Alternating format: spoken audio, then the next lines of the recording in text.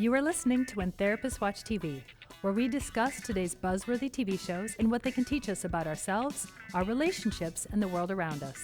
I'm your host, Dr. Terry Bly, licensed clinical psychologist at Ellie Mental Health. Today we are going to talk about the Apple TV show Shrinking. This is a newer show, and if you haven't watched it yet, I think it's worth checking out. So the reason I want to talk about Shrinking today is this is one of the few shows out there, really, that's about therapists. I mean, there are plenty of shows that have therapists as one of the main characters, but there aren't a lot of shows that center around therapists doing therapy. The only two I could think of that I've seen, at least, are Frasier from the 90s, and if you haven't seen that, it's such a good show. You really should check it out. And In Therapy with Gabriel Byrne, which was like 10, 15 years ago, maybe. But that's it.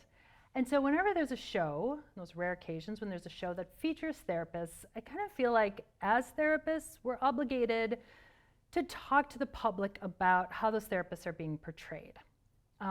Because therapy is kind of a mysterious profession. I think a lot of people have misgivings about therapists or misunderstandings about therapists or don't trust therapists. And sometimes shows like this can ease those fears, but they can also fuel them. So today I'm going to talk about Shrinking for the non-shrink. If you're a therapist who's interested in how to watch the show from the point of view of a therapist and what you can learn from it as a therapist, we actually have another podcast called the Therapist Thrival Guide with Miranda Barker and Lucas Bellini, and they're talking about the show from that perspective of what as therapists can we learn from Shrinking. But today we're going to talk about what non-therapists can learn, and to do that I have two guests with me today. And I'm shaking things up a little bit. I brought a therapist, Nick Brave, and I brought a non-therapist, Laura Fegley. Did I pronounce that correctly? You did. Yes. And so she's going to represent all non-therapists everywhere, and she's going to give us the perspective of what it's like to watch this show when you are not a therapist. And then we're going to just talk about like what might be some things to take away from the show if you happen to be watching it. So thank you guys both for coming on the show today. Thanks for I'm having going to let you introduce Thank yourselves, you. just maybe say a little bit about your background, and maybe just start us off with what you have thought of the show so far. I can start. My name is Nick Brave, and I've been a therapist for several years now. I've been in the field of mental health altogether for about 15, 16 years. Worked in a variety of different settings and stuff like that, and I've worked as a clinic director and different things of that sort too, so overseeing a clinic of therapists and whatnot. But yeah, no, I really like the show in general. I like the writing and things like that, but it is one of those, as a therapist, you always catch the bits and pieces of like, oh, what's he doing there? Why is he overstepping those bounds? And I do love kind of like one of those opening scenes where his neighbor pops out, there's the music playing, and all of a sudden he's sitting there by the pool, playing his imaginary piano and stuff like that. It's just kind of an interesting setup, and then like building up in terms of all the things that have gone on for him as a character as time goes on. So, but I like the writing, and it's a good sense of humor and stuff like that, and there's some things to talk about. Yeah, exactly. Yeah, it's exactly. watching those little bits and pieces. So. I'm Laura. I'm a Midwesterner, but I lived in New York for a really long time, where I feel like people talk about therapy all the time because everybody has a therapist. Kind of the birthplace of American therapy. The birthplace of American therapy. That's you have your GP and you have your therapist in New York. Everyone has a therapist, usually for their whole life. So we talk a lot about our therapists. I work in advertising. I started as a copywriter, like a Peggy Olson, and then became a creative director. And the world of advertising is full of people that are in desperate need of mental health care. So again, we also talk about therapy a lot. So yeah, I love when the show came on. I mean, first I was really kind of attracted. I mean, Harrison Ford, like kind of basically being, I think, a more authentic Harrison Ford in this thing. But like just the first episode, starting to get into who these characters are.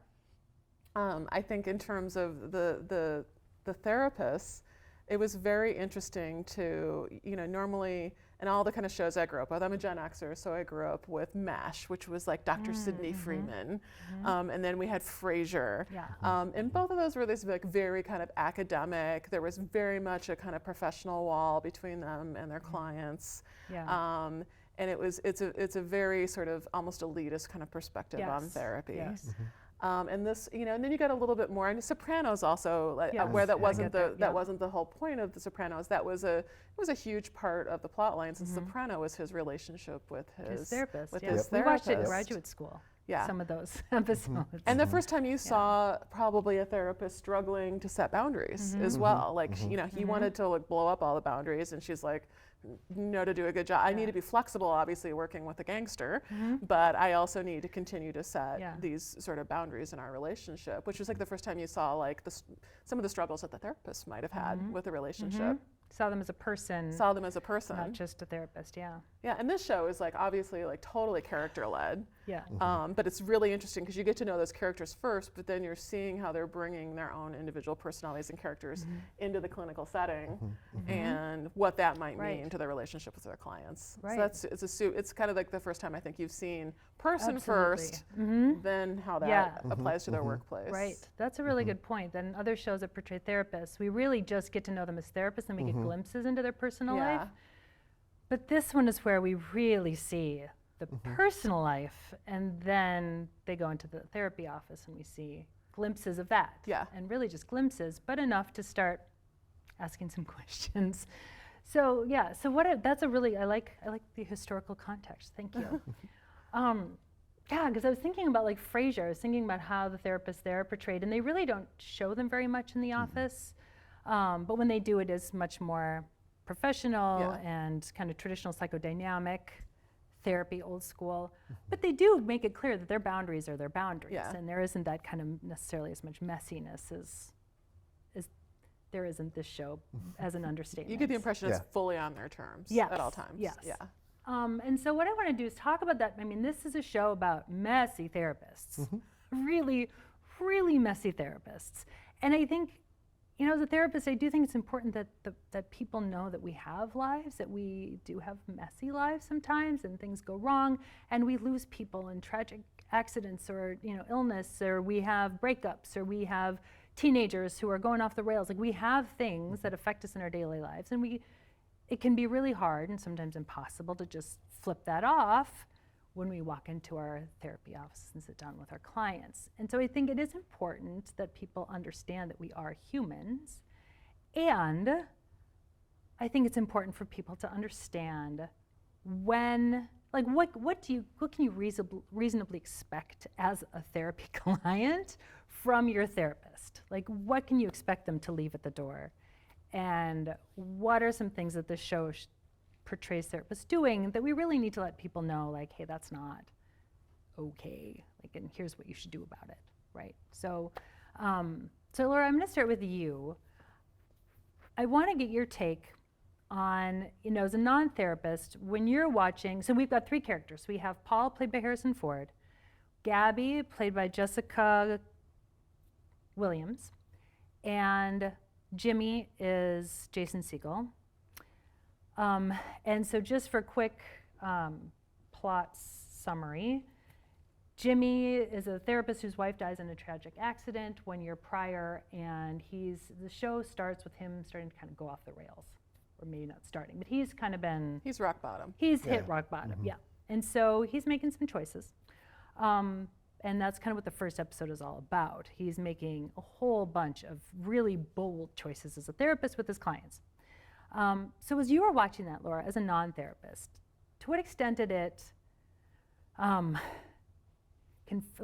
you think it, I don't know how to frame this question, but like maybe just what were your reactions to seeing that as a non-therapist? Because I know therapists I've talked to, when we watched that first episode, we're all like, squirming in our chairs and doing lots of like, oh my God. But what were you thinking?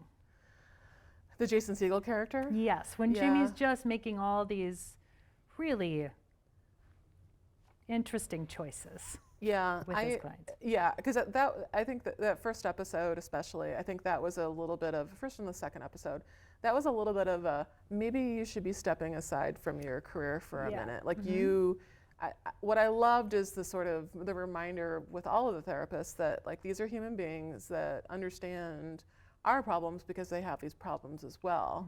But I think he had gone so far off the rails to the point of like losing all professional sort of proper vision of things that it came to the point where like maybe this guy should be. I was surprised actually that his boss on the show didn't say like, you need to take a few months off. Yeah. Yep. And Nick is nodding his Yeah, head. yeah. So yes. Yeah. Well, that's the thing is, I mean, he kind of blows everything up. Yeah. You know, he's used to doing things in a certain way, and then all of a sudden he's like, nope, I've had it.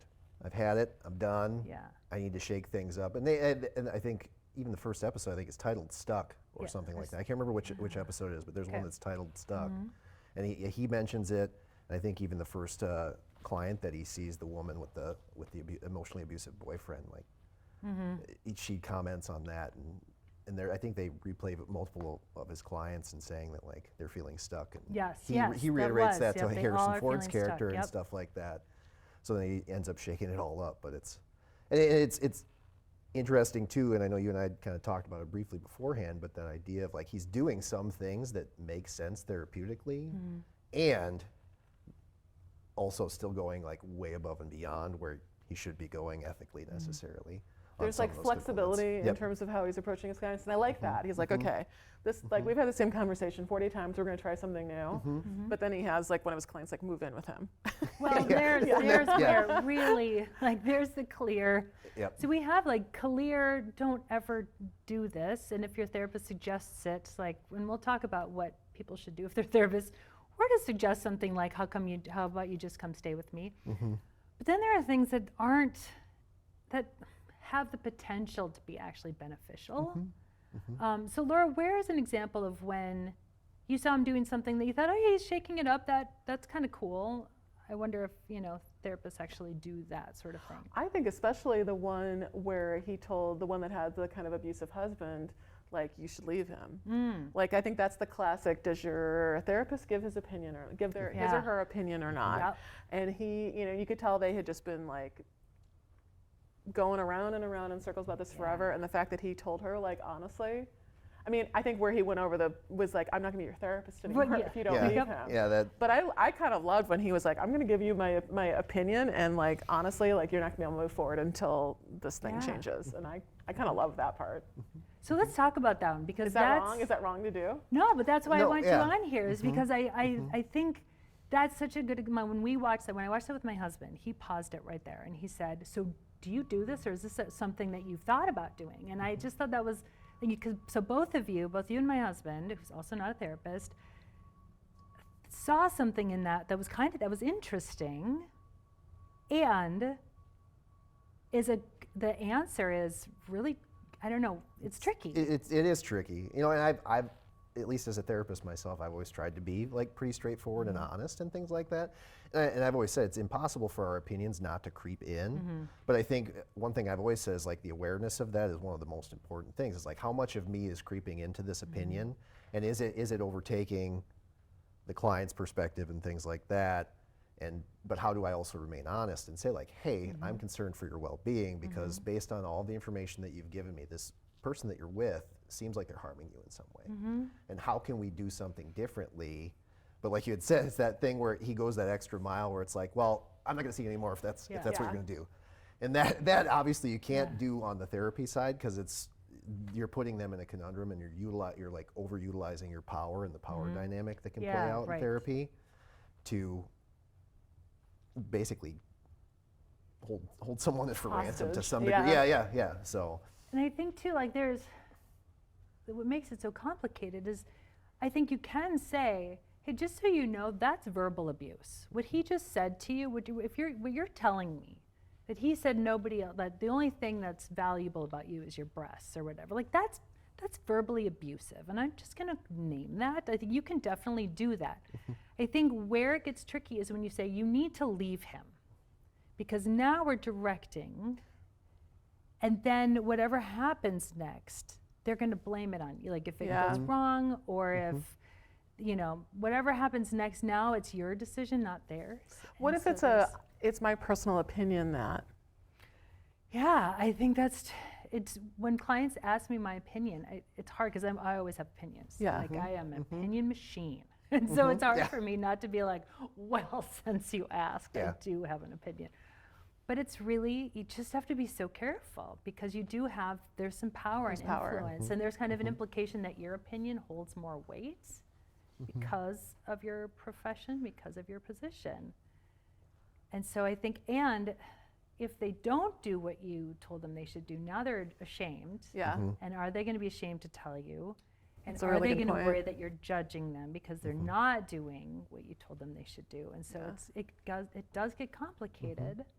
'Cause I know, I've been to therapy many times, and for the longest time I had the same therapist, and I know myself and a lot of people, one of the things they hate most about the idea of, or even moving and having to find a new therapist or find a new therapist because the one they're working with, they're not moving forward with or whatever, is kind of sharing all of that information again with another human being. And it's more information than you probably, because it's all the stuff. It's more All the stuff than you stuff. would probably tell a friend, than, probably only your significant other would know a lot of this stuff about you.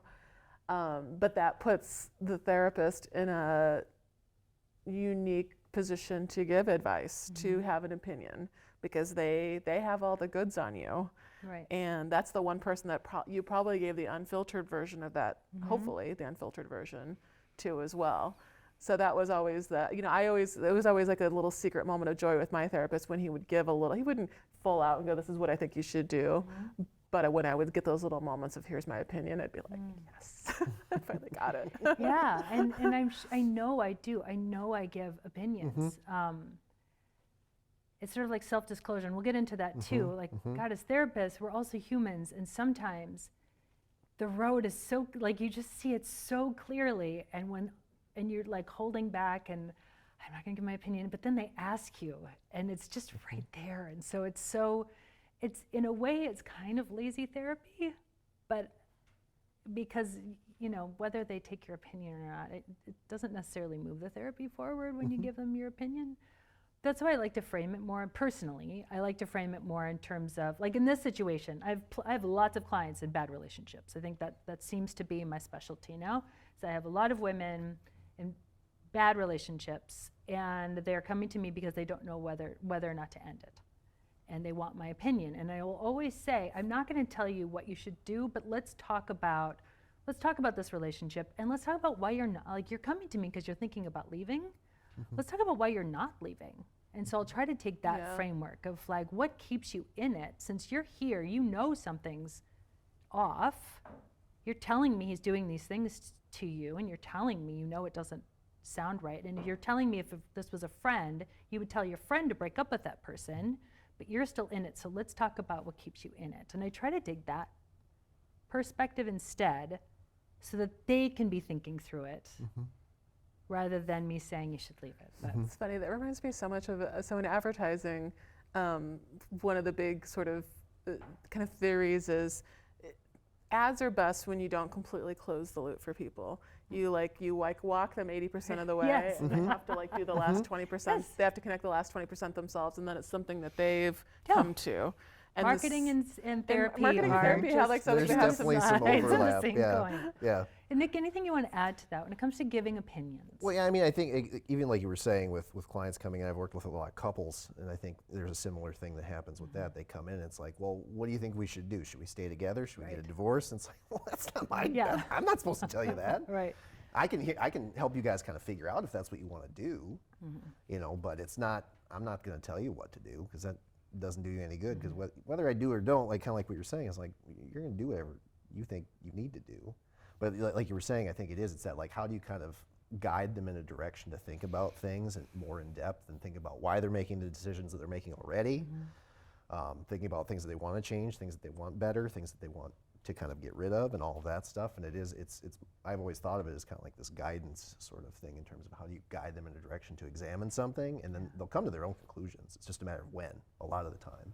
And I think there's a big difference between, this is my conclusion that I came to myself, versus somebody gave me something that I can take or not. Yeah. And that's why I think too, as a therapist, I think if you're a client and your therapist gives you an opinion, I think it's important to know that, to talk through, like, well, if I didn't do that, like to tell your therapist, hey, I didn't do that, and to make sure that your therapist can sit with you. I think what's a problem is if you tell your therapist, hey, I know you think I should leave this person, I didn't, and if your therapist starts to look visibly frustrated with you, I think that's your sign that maybe you need to switch therapists. Because as therapists, we do get frustrated. And one thing that worried me about that situation is I know I've had clients come to me and say, do you just get so tired of me not moving forward? You get so sick of me like coming and talking about the same stuff, or that I haven't left this I mean, I had a client who was trying to decide whether or not to stay with her husband for like 3 years. And I know, and it was literally 1 week, I'm leaving him, I'm done. And then the next week, this is all my faults, and he's a great guy. And for 3 years, and oftentimes she'd be like, do you just think I'm crazy? Do you just like, want to scream at me? And I worry that like a show like this fuels that worry, that they think that in our own heads, we're like going, oh my God, leave him.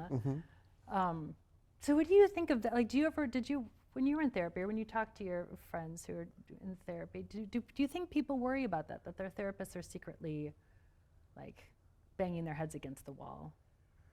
I think the bigger concern is that they're stuck. And like the woman you're talking about, like 3 years. I think versus, I mean, there's always that, I've told you a lot, you must be having a lot of internal eye rolls about some of this. I mean, and that's just when you're going to be open and honest with somebody, that's just something you have to go in with a pact of like, I'm going to therapy, and there's going to be a lot of stuff I'm telling them that they must be like, what's wrong with them?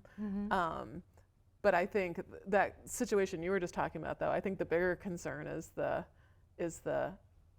am I not doing something, and I'm obviously caught in a loop myself, I'm stuck. Am I not bringing enough to this relationship with my therapist to help them get me unstuck? Right. So they question themselves, am I doing therapy right? Or should I be doing therapy at all, because I've been having the same conversation for 3 years. Like, and short of you telling them you need to leave, which is what it comes to in this show, is like, I can't take this anymore, you need to leave. Which that to me that is the quiet part said out loud that he said. Yes, the quiet part said out loud. The quiet part said out loud. Yeah, and I think we all assume that there's that quiet part. That therapists have that quiet part. Therapists have that quiet part, and you can tell from like even when you were talking about how you might rephrase things, you can tell where you're leading with that, and like what you're like, without stating an opinion, you can tell like you can tell what your thoughts are on that. Right. Yeah, it's inferred. So if I were to say like what keeps you in the relationship, what's inferred is like, you should get out of there. Do you really have a good reason to stay in this relationship? Yeah. It is a tough conversation, and I mean I had a conversation with a client recently. It's like, are you getting sick of me yet? It's like, no. Yeah. No, I'm not. Yes, I hear that all the time. And that's the thing I think too, is like, you kind of hinted at it before, is like, and I've said that to clients too before, it's find somebody that fits you well and you feel comfortable with, because you're going to tell this person stuff that you may not tell anybody else in your life. So it's that idea of like, can you find that person, but then working with people, and sometimes you're working with people for a decent amount of time, like it's hard not to be invested. Yeah. You're going to be, as a therapist, you're going to be invested, and it's like, we're rooting for people to make these progresses, and we can see some of the changes that are likely necessary or beneficial and things like that. And sometimes it doesn't work out, but at the same time, I can always bring myself back to like, what got in the way of going that next step, taking that next step, and then we talk about that stuff. We talk about it over and over again. It's like, and the thing I said to my recent client, I was like, no, we aren't in the same spot. I know that you feel like we might be in the same spot, and there are going to be patterns that are repetitive. Right. And pointing out the progress they have. And it's we're talking about different things. Yeah. We're talking about different like experiences. There's repetition and pattern to those, but they're still different. Yeah. So you're still making progress on the show too. Like that Jason Segel gets super pumped when I can't think of the character's name that's staying in his place. That dude bumps into him. And he makes that change, right? And he doesn't. And he's like, "This is a win. You didn't beat the shit out of the guy." So it's like, and then they go and celebrate. Obviously, we wouldn't necessarily do that as a therapist, where it's like, "Hey, let's go get a beer" or something like that. But again, it's still that. Like the client didn't feel like it was a win. He was pissed off. He was frustrated. He didn't know what to do with it. But it's like, no, this is an absolute win. This is good. And that's one of the things that we do, is point out those. Although it's weird with his clients, there are definitely. I mean, I always found one of the things that helped me with therapy. Was I felt like my therapist liked me. Like, is it like if like like he just liked me as a person, like, you know, not that like, oh, if we weren't in therapy, like we'd be best friends or anything, but like I got the impression that he genuinely liked me as a human, and that helped me a lot. And I noticed with like the Jimmy character, the Jason Segel character, it seems like he's got clients that he likes, even when they frustrate him, like the woman who's in the bad marriage. And then he's got clients that he obviously just doesn't really like them very much. Well, that's a good point. And that's something to bring up, yeah. Yeah, and I feel like he's putting that out to them too. That like, because there's being frustrated in what people do, and then there's just being frustrated with them as I'm a just person.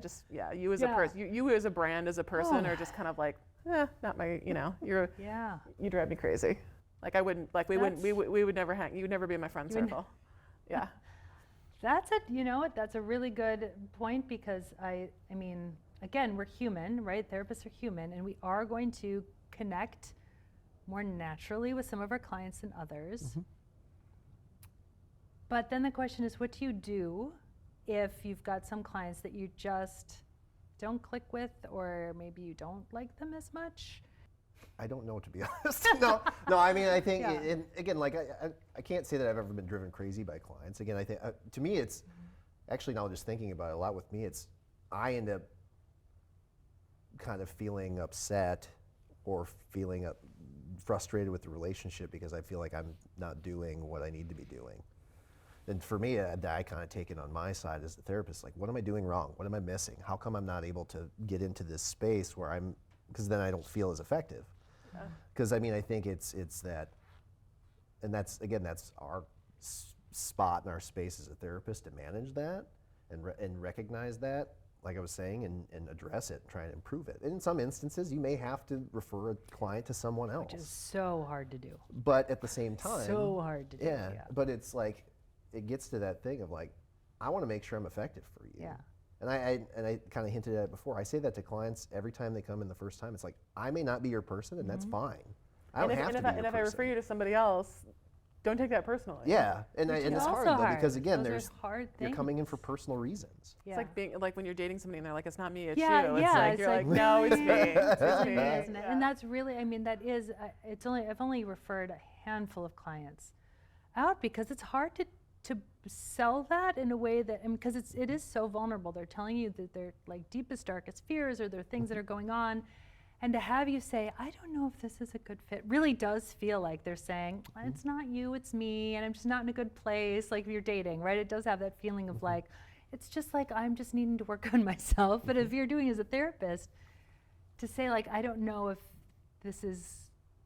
I'm the right fit for you, can be hard to do in a way that they hear as I'm doing this for your benefit. And they don't hear like, I'm not a good fit for you. Yeah. They're going to hear, a lot of times they hear it as like, your problems are too much for me. Yeah, and that's the hard part. And it's easy for me to look at it from the therapist side, but I mean, what we are still offering a service, right? We're offering a skill set that we have, and it's like, I always say, and that's one thing I'll usually use in session from time to time, is like, if you were to go to a plumber or something like that, and the guy can't do your job, you don't want him to do your job, right? Yeah. Because you're going to end up with leaking pipes in your house. Right. So it's like, I don't want to do that for you if I don't think I can do whatever it is that you need, whether it's a skill or whether it's a specific sort of relationship kind of component or whatnot. It's like, I want you to find the person that's best for you. But it's hard to sell that because it is so emotionally laden and with all that personal and potentially private stuff.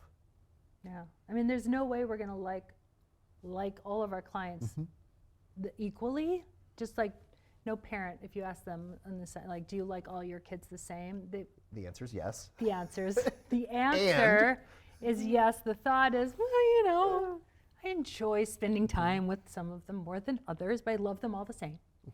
And I think that's because it's that human piece. Therapists are human, and we need to be really honest with ourselves. If there's a client that we just don't like, we owe them an effort to say, like, I'm going to find you somebody that's a better fit, because otherwise we're doing them a disservice. But man, that's a hard one. That is a hard one.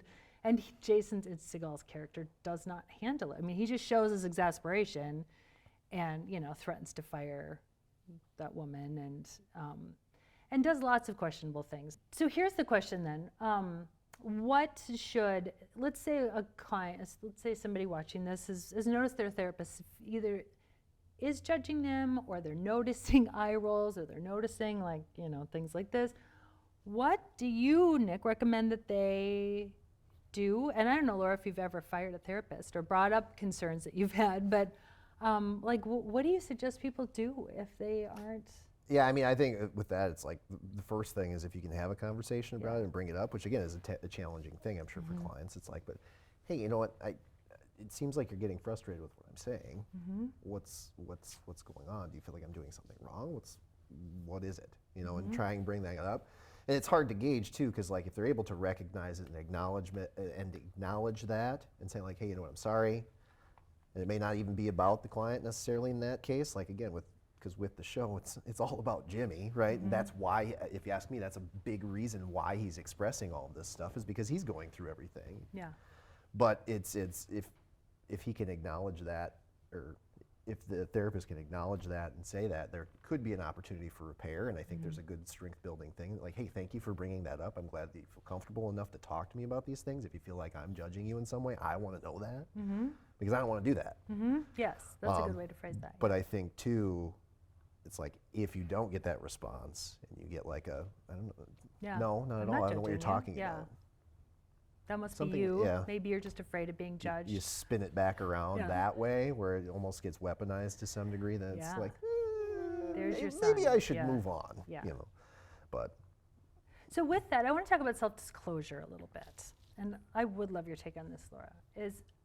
Since you said you've done some therapy, and Paul or Jimmy, does a lot of self-disclosure that we see, at least in these sessions that they show us on the first few episodes. He tells his clients a lot about himself and what he's going through. Self-disclosure is a very controversial topic in this profession. Some people believe that you're a blank slate. You do not have a life outside of the office as far as your clients know. You are here for them, and you don't have pictures of your family. You do not make references to your personal life ever. And then some people are like, no, it can be very therapeutic. And then a lot of people are kind of in between. Jimmy obviously is more on the, Sure it all. I'm going through a lot. I could be high-end, or I think I was high-end or drunk at our last session. My wife died in a car accident. My teenager, there's just so many things that come out in the sessions. Have you noticed it for your therapists, or do you have opinions about when your therapist maybe tells you something about or uses a story from their life to illustrate something? I've always because this is like a little bit, it's like a nod of I actually understand this, because I've got teenage kids, but that's a difference between I'm telling you how I can relate at a deeper level versus I'm making it all about me. Like Jimmy makes it all about, it's like I'm telling you this so I can, and now I'm making it all about me because I have this thing going on, versus, oh, you're having problems with your teenage kid. I got a teenager too. I get how challenging that can be. All of a sudden that just becomes an extra, I like that. It's an extra layer of relatability of yep, we were all struggling with different levels of this stuff. But that's very different than what I think the Jimmy character So how does. would you know as a therapy client when it goes from just a relating, I get it, to I'm gonna make it all about me? Oh gosh. I think it's pretty obvious. It seems pretty obvious. Yeah. Yeah, because then it's about, if this is is this just adding a little element of relatability, or once you start telling big personal stories and going deep in that goes past I'm just making this slightly relatable, and that's more, I don't know, but it'd be interesting though, because I think if somebody experienced if he was, say Jimmy was meeting with somebody whose spouse had just died, I think understanding that this person understood some of the elements of that could be really helpful. Well, I'm curious what your take is, because I'm thinking about there's two scenes. One specifically after he takes the dude boxing. Sean, yeah. Sean, thank you.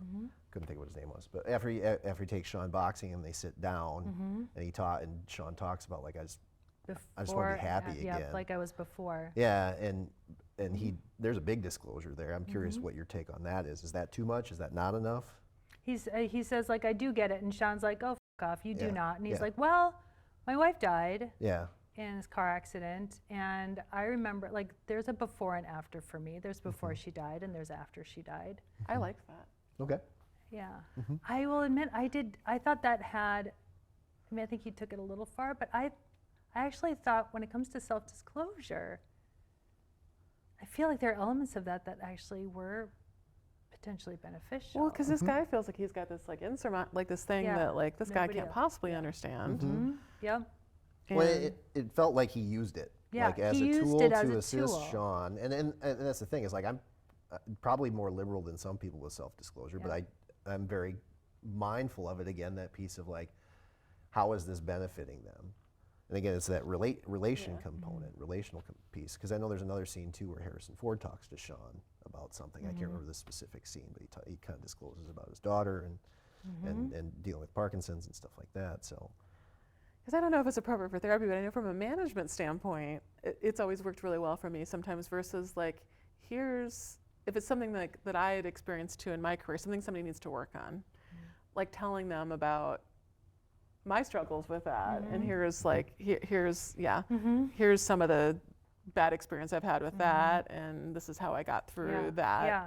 Like, is an easier way to kind of go versus, Yeah. So I think it's why is your therapist telling you this? Do you feel like it's connecting with what you're saying? Or do you feel it's like 'cause when you hang out with friends, you might mention something and they're like, oh my God, me too, I went through that. And it doesn't necessarily rub you the wrong way because that's kind of how we are. Like, we relate with our own stories sometimes and whatever. But I think it's good to know when is my therapist doing too much of it? When are they making it about them? And to bring that up, because I think too, again, therapists are human, and maybe we've got something on our mind, like maybe we just got off the phone with our kids' school because something, and we're stressed out about it, and we like took the call in between sessions, and then our very next client comes in and they're like, oh my God, my kid. And so there it is, like, oh, me too, right? Which maybe is not the best thing to do, but it happened because it was already front of mind. And so as a client, I think I always want my clients, and I don't know if they ever do, but I always want them to say, hey, you know what? Like, I get that you're going through some stuff. It did feel a little bit like you made it about you. Because that's such a brave thing to do as a client, but it can be so good for the relationship to know that here is a relationship where you can bring that, or maybe you couldn't do it to a friend because they might get upset and feel shame and not want to talk to you or whatever. Yeah. But to do that to your therapist and have them go, you are absolutely right. I made that about me. Well, I think that builds trust, right? It's Builds the idea, trust. like you'd said, like with someone else. And in my experience, in a lot of instances, if they were to go to someone else in their personal life, it would be a difficult thing to bring up. So being able to respond to that in a way that's accepting and understanding and reflect that back and acknowledge and like hear and adjust based on a request that they have or something they noticed. So. I mean, how do you feel about, there's some real specific kind of life circumstance things that I feel like if your therapist has experienced those things and come through the other side, it's frosting. Like that's extra little or sprinkles on top of the frosting or whatever that is. And I'd almost kind of want to know that, like, say I had a spouse that died and I was dealing with that, and I had a therapist who at one point had a spouse that had died and had gone and could really understand a lot of the things I was talking about. I would want to know because to me that's a win-win. I was just thinking about the scene with Gabby where she's working with the couple and they're like, hey, do you do these skills with your husband at home? I think she says like, you betcha. Yeah. And it cuts away, You but it's just kind of betcha. one of those things where again, she's obviously not. Yeah. And I think in that instance, there could have been some disclosure personally where it's like, hey, you know what? Sometimes we do, sometimes we don't. Because I know she comments later. I know how challenging this is to do sometimes. Yeah. Yeah. And being able to at least pull some of that in. And I think too later, like she comments to Jason Segel about, I can't remember what exactly she says, but like, we know that there is no perfect person or perfect couple or something like that. And I think there's truth to that. So. Yeah, and I think there are times, and again, I think it's that saying, you know what, I have been there. I too had a spouse that died. You know what, I've been through divorce. It is a horrible experience, and it is a really hard thing to go through. And then leaving it at that, I think. Yeah. I know I have clients then who ask specific questions, and that's where I get to, like, they know that maybe I went through divorce. And so now they want to know, like, so how long till you started dating again? And so when I'm trying to think through how to answer that, because I don't want it to be mysterious. I don't want to feel like now I'm going to, like, put up a wall and I'm not going to give that to you. But also to know what information here is going to be helpful. Yeah. How do I present this in a helpful And way? I'm not you either. And so I'm like going my to make experience it is clear, different. like, my Yeah. experience is different. But I also think people know, if you're a therapist, you're like, well, tell me why you want to know. Like, people know that that's like a bullshit thing that therapists do. And I don't think people like that either. When you're like, well, tell me why you're curious about when I started dating again. Yeah, all Like, the deflection and Yeah, it stuff. can that's be. like, It feels Yeah. evasive. it if you feels ask me. evasive. Yeah. It doesn't feel genuine. It feels evasive, and it feels like, well, now I'm gonna, like, deflect because I don't want to give you that. And so I think too, knowing when we have to, when it helps to put that forward, but how to do it in a way that's boundaried. Of, I had to gauge for myself when I was ready. Like some way of saying, I did some. I don't know. I just think those are hard. Those are hard things to Yeah. reveal. Well, I think it is. It's that, like, hey, everybody's different, Yeah, so it really doesn't everybody's matter when different, I yeah. do it. If you really want to know, I mean, I can tell you it was like 6 months, but But I've doesn't had mean you're clients gonna who do it. who needed a year. Yeah. I know Yeah. I have friends Exactly. who, as soon as they separated, they were ready because they'd been so lonely in their marriage. Or, like, I think there are different ways you can answer that question that aren't evasive. Yeah. But I do think it's hard. It's a Yeah. hard one. I imagine. It's a hard line to walk. And there are certain, like, I would never, I just realized this now, but if a client ever said to me, like, so have you ever experienced, like, sexual dysfunction in your relationship? Like, I would not go into that, right? So there are certain things where I would not. I would just be like, no, I'm not going to talk about that with you, which Yeah. is interesting. I don't yeah, think but I I've think that's thought still an through that. honest That's also answer. stuff you probably wouldn't talk about with a friend either. Maybe, It's like yeah. not even just because you're a client. I just. But you I know. think that's an honest answer, though, right? It's just, hey, you know what? I understand that may have some value to you, and I just personally don't feel comfortable sharing that. Yeah. I know you're sharing things with me, Yeah. but this is a whole different game. Right. Right? It'd be different if I were talking to a friend or someone outside of here that I Yeah. trust, but I still feel comfortable sharing that. I'm sorry. Yeah. I understand, like, that may have that some you're value to telling me you. about all the details of your Yeah. sex life, Yeah. and I'm not sharing those Yeah. back. But and, I also think that's kind of part of the Yeah. contract, right? It's like, well, you're coming in here to talk yeah, to me, to talk right? about stuff. Versus me talking about intimate details Mm-hmm. of my sexual relationship, right? So, Yeah. Yeah, the self-disclosure thing is, I think, a hard one. And I think a lot of times what Jimmy does is too far, and I do think there can be elements. It's sort of like, I think that's what makes this show tricky for me as a therapist, is there are elements of what he does that I think can be beneficial, but I almost wish it wasn't, because he takes them too far. And so I don't want current therapy clients or potential people thinking about therapy to think that is something they should want their therapist to do. Like, why don't you take me to, why don't you pick me up? When I call you to tell me I'm in a crisis, why don't you meet me for ice cream, right? And this guy's doing it, why don't, well, and that's the thing is, I do think that. even like the boxing thing is a good idea in my mind, but again, there's like no informed consent where he like tells him what he's doing or anything Yeah. like that. He doesn't give him any like heads up on it. He's like, here, like, you're let's gonna, take a you're just gonna field box. Yeah. Yeah. Go. Yeah. Right? And it is therapeutic for him. yeah. And it's like, I think basically I thought about it as like he's trying to direct the behavior in a more beneficial direction. But again, like then there's the added piece of him asking him to stay at his place and all these other layers that play on top of it. But again, like kind of like you're saying, there's a lot of gray with some of the things that they're doing. So let's say a client, like the guy who is having issues with the coffee shop. I don't remember specifically what his thing was. He didn't want to tell him his name. Didn't want to tell him his name. He'd 'Cause get he kind would of get annoyed. He anxious. didn't He wanna was talk like, to yeah, anybody. Yeah. get kind of weird at the coffee shop. And let's say the therapist did think this would be therapeutic to go walk him through, like be there with him, or the fighting match thing. What would be? Because I agree, or the woman with the phobias, and he ends up going to her apartment, that blows up because she tries, She tries to make out with to just him. make out with him. All of these have potential good outcome, like they could be good interventions, right? So how could a client know if their therapist is going about this the right way? Well, I think a lot of it is the planning and the talk about it up front. Like, because again, I think in all of those instances, he just kind of does it. It just feels like a field trip. Yeah. Yeah, it's, like, it's "Get just your kind of like, coat, hey, we're we're going." going, let's go. And there's no like discussion about it. There's no planning. There's no talking about like what the benefit could be and what the idea behind it is. I think if you can get into that, and again, there obviously needs to be some sort of agreement, like because there's going to be hesitancy.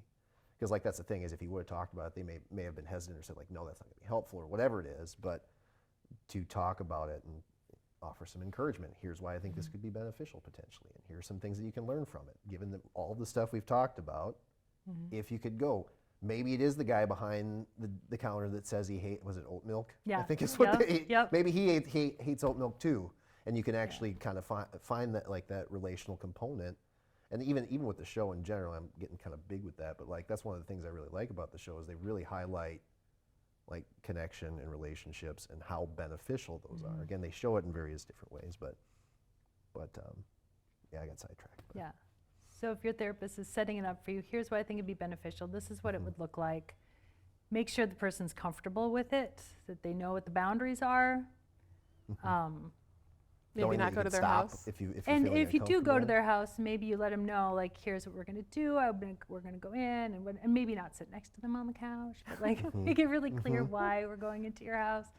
And then know what to do if the person does, because it's not unusual for clients to make a pass at or talk about making a pass or want to make a pass, right? So, but knowing how to respond appropriately is also really, Yeah, 'cause really key. He steps out and he swears really loudly. Yeah, right. Just Yeah, drops the not shoes off. not a It's good. great No, yeah. way to handle that.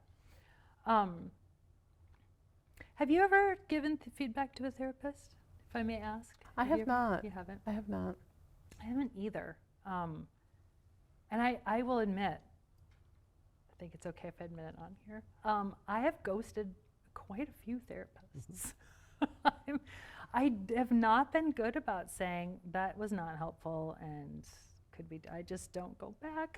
So here I am like telling my clients, I really hope you will give me that feedback, whatever, and I have not found the courage to do it, which is weird because like not only am I also a therapist, but I tend to be pretty outspoken, and so it's, for some reason I have a block with that. I think it's very hard. I think I've been more preoccupied with thinking that I'm not bringing enough to the therapy, Yeah. and that I've been phoning it in, Right. I've definitely gone through periods where I'm like, yeah, you have an appointment and you show up and I'm phoning it in. Yeah. I'm not serious. I'm not bringing. Yeah. I'm not bringing doing my the A game to work, this. Yeah. And I'm more fixated on that, like kind of what I'm bringing versus Yeah. what they're bringing. Well, that's an interesting. This is why I have you on here. I love this. I never get the client perspective this openly. I really appreciate you sharing that because. Yeah, I don't think I've ever walked away and it's like, oh, I wish they had done this. It's just like, I definitely walked away and like second guess sort of how I've approached the session and how I utilized it, and yeah. Because yeah. Well, you're paying for it, Right. so you're Right. like, there's definitely a lot of, wow, did I just waste that money? Because I went Yeah. in there and I didn't optimize Right. sort of this relationship and what we were talking about, and And I just kind of kept it superficial, Yeah. or I didn't really go into the stuff that I Yep. wanted to talk about, and yeah. or I went in without a game plan of what I wanted to talk about. I just kind of, I definitely would do that a lot, where I would just kind of like loosey goose my way through Yeah. the set, through the Same. hour. And sometimes you'd end up somewhere good. Sometimes, sometimes not. So I guess maybe the last thing I wanted to talk about, again, for people who aren't therapists, is that idea of it's our responsibility as therapists to take care of ourselves, because, and you just tied this in really nicely, because our clients are focused on what they're bringing, what they're not bringing. Am I going to talk about this thing today? How am I being received, or whatever? Like, they're thinking about their own stuff. And so if we're phoning it in, then however we show up, the client is going to probably take that through their own lens of, oh God, they must have been so annoyed with me because they seemed on edge. They seemed whatever, because you're bringing, the client's bringing their own stuff. And I can see, I have a therapist as well, and that as soon as you said that, I was like, oh, totally. Yeah. I go in and go, oh, I did not think about what I wanted to talk about, or like I was going to talk about this thing, but no, I don't want to, and now what am I going to do? And I'm not thinking about like, how is Krista showing up today? Like, I'm not looking at her like, does she look well rested and engaged? So that's really the therapist's job, to be I feel like how I think the therapist is doing is more of a macro. That's not going to be one session. That's going to be a, hey, do I feel like I'm making progress? Do I feel Right. like they've given me tools? Like it's never a one session's going to make or break sort of how I feel about them. It's the proof is in the pudding, you know. Yeah, right. So, Unless, So but know also that, my yeah. therapist never said something like horribly inappropriate. You know, there was never a moment where I'm like, oh man, yeah. so if your therapist does, so let's say you're watching the show and you see Jimmy do something and you're like, well, my therapist did not. They blew up at me like last session and said that they would break up with me if I didn't do this one thing. How do you as a client know, a therapy client know when something's problematic and you should bring it up? Or let's say you don't feel like you can bring it up and you don't know, is this like just a therapist having an off day or is like this really not cool? Like, how do you know and what do you do about it? I mean, I think it's hard, but like, I've always been a fan of like trust your instincts. If something feels off, it very well could be. Yeah, but I think again, like some of the examples on the show are pretty obvious, but it's not always as obvious as it seems. I think part of it is, you know, you try and check with other people that you know, and again, if it feels off, you know, it's like, what do you do? I mean, you could always like file a report with the place, you know, and things like that, but it's not always clear cut, but it is that like if something feels off, Yeah. test it out. And Well, I think the tricky bit is like different personalities will also, if something is off, will respond. Like some people are I'm a pretty outspoken person, but in a situation like that, I might not be. I'm most people who would seem like if I had an issue, I would say something, but I'm not that person. Yes, same. Yeah. Yeah. And so I think some people would just not say anything. Some people would probably overreact a little bit and like, you made me really uncomfortable and blah, blah, blah, blah, and be very, you know, like the personalities come into play with that, how you're going to respond. Yeah. I just don't think many people are able to, especially a person of that authority in their life, are Are able to gonna probably do that. speak up. That's just probably, which is probably why there's a lot of ghosting, like why there A lot might be of ghosting, ghosting. yeah. Yeah. Oh, I know. Shoot, I wanted to bring this up. This is a quick thing, but I know it comes up. I'm being totally selfish on this, but there's a part of first episode where Jimmy yawns, and the client is Sean, I think is the client, the guy who ends up living with him, goes, dude, are you yawning? And I was like, oh God, like this is killer, because I tend to yawn in session. It's not because I'm bored. It started in like my first internship as a graduate student. I just started yawning and I was like, oh my God, like what's it? I went to like doctors. Like I tried to get this figured out. I just do. Like I just do and I can't. And of course some clients take it personally. And so I just wanted to like get your take. Have you had a therapist yawn and do you take it personally? And do you like, I probably yawn do you way have too this- much, to be honest. have this yeah. conversation? Do you tell people, your clients? I think so. Like I can't remember how I typically, and I always kind of joke about it, but it's true. Like in the afternoon after lunch, I always have that like lull around like 2:30, 3 o'clock. It's like, oh, I'm sorry. Like I'll yawn. I'll be like, I'm sorry. This has nothing to do with you. I'm just drowsy after lunch. And most of the time, people are fine with it. I hope they've never said anything. Obviously, You almost need like a little embroidered pillow that's like everyone yawns. It's don't take it personally. Oh, I should get something like that. Yeah. It's like a sign that just says everyone yawns, Yeah, everyone yawns. including. Just get a little cross stitched on a pillow and just put it on the, put it on a chair and. Because I know that's something that people take personally, but it's just just needing more oxygen, right? you just need more oxygen. Well, is this a little something you want to remind everybody? Yeah, because it's like that's your body trying to stay alert. That's not I'm bored. That's like the, I'm trying even though I'm to- like digesting or whatever, I'm trying to find my alertness. So I want to just be clear with our audience, just a quick lowdown of things that are not okay that happen in this show. Your therapist should not drive to wherever you are. They should not come into your home uninvited without lots of conversation first. They should not let you ride in their car. They should not let you stay at their home. They don't drop everything to go to you. They don't take you out for dinner. Anything else you can think of that is on the show that you're like, no, people need to know that is not. They Not that I don't can show think up about, drunk and or high Yeah, or no. tell you they No, were that drunk doesn't and or happen. high. That doesn't happen typically, and if session. it does, it needs to, somebody needs to be told. You know? So yeah, nothing that I can think Okay. of. those are the ones that stood out to me. I mean, right at the beginning, he seems like he's almost at the point where he needs to be like in inpatient therapy. He does. Like, yeah, maybe He does. maybe your therapist should not be Yeah. practicing when they're completely out of control with their life. Well, and to be clear, maybe we should mention this too, is the two therapists that he works with, as soon as they learned he was doing this stuff, they shouldn't have just said, I'm worried about you, or this is Yeah. unethical. They should have said, like, dude, you need to step away, Yeah, or I'm going to have to interfered, report yeah. you. Yeah. I love you, you're my colleague, and now that I know what you're doing, You gotta I take am a break. ethically obligated to do something if you do not. I think that's really important for people to know. That as therapists, we don't just say to each other, oh, dude, like, that's unethical. Yeah. I don't even want to hear about this. We say, dude, that's unethical. I'm worried about you.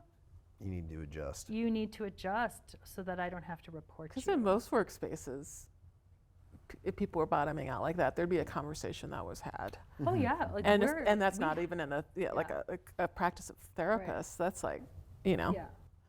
So it is important that the bar is a lot higher. the bar is a lot higher. Like it is outlined in our code of ethics. If you see a colleague who's doing Yeah. things that are unethical, you must talk with them, and then you must report them if they don't change. And so it's a biggie. And I wish Yeah. they would be a lot. That's the part that really bothered me, was how Paul and Yeah. Gabby didn't take. Well, more and is it steps. Paul's practice? It's his practice on the Yeah. line. That's the Yeah. one that I'm like, wow. Yeah. Like he's mad. It's more mad like personally. Yeah. He's not mad I'm worried. professionally. Yeah. He He's should not have been professionally mad, which I'm professionally. always like, whoa. So as we wrap up, I've been asking everyone to just tell me, like, what shows are you excited about that you're watching right now, that you either from therapist point of view or from a non-therapist point of view, since we're talking about TV shows, what's got you excited these days? Oh, I've been watching The Last of Us a lot. Well, yes. Yeah. Yeah, which is all, everybody that doesn't like zombie shows. It's not really a zombie show. Really a zombie show. It's about relationships and mushrooms. But relationships and mushrooms, and yeah, But not the good mushrooms. not the good mushrooms. No, the really bad mushrooms. That's the one that sticks with me the most, and that I kind of. There's been a couple episodes in that I've just there's very few shows where you watch them and then you keep thinking about it again and again. And that's one of them. Yep. We'll be talking about that one on Yeah. because how can we not? Yeah, no, I would say that one as well. I'm a gamer, so I Yeah. played the games and stuff like that. So that was one when I saw it come out, and with Pedro Pascal and The Mandalorian, I know that started again recently, so that's a good one. Finishing Shrinking when that's going to be done. Trying to think of some other ones. I know it's over right now, but I'm waiting for the second season of Severance to come out. Oh, Love God, yes. Severance. It's Oh, crazy love that heady and show. stuff like that. As a side note, the one show that I do really like in terms of therapy stuff, if you've ever seen Couples Therapy Oh, yes. on Showtime, I that want to me her to is- be my therapist. well, I think it's awesome too, because like again, like even with Shrinking, and that to me is like the best representation of Yes. actual therapy. Because she's an actual therapist Yeah. doing actual therapy. So I think and it's so, and yeah. that is not common, like you were saying, the one with Yeah. Gabriel Byrne. It's like there's always that trope of like therapists sleeping with clients and therapists falling off the rails and stuff like that. So that's kind of a But yeah, I try to channel pleasant my. change. I always say I'm trying to channel my inner Dr. Orna oh yeah, yep, because she's yep. so good. She's a New York therapist. I don't know if you've heard of her, Orna Goralnik, I think, Yeah, and she's phenomenal. Awesome. They actually show her with couples. So thank you both very much for coming in today and talking with Yeah, me thank you. about this. Thank Really you. Appreciate fun. it. Great having a non-therapist. I'm going to do that again. That was great. Thanks so much. This episode of When Therapists Watch TV was produced by Ellie Mental Health. Miranda Barker is the managing producer. Jesse Stenbrotten is the technical director. Our production team also includes Julia Galloway, Lucas Mooney, and Tu Pham. A special thanks to Lucas Fellini, Nick Seeger, and Mel Springer. I'm Dr. Terry Bly. Thanks for listening.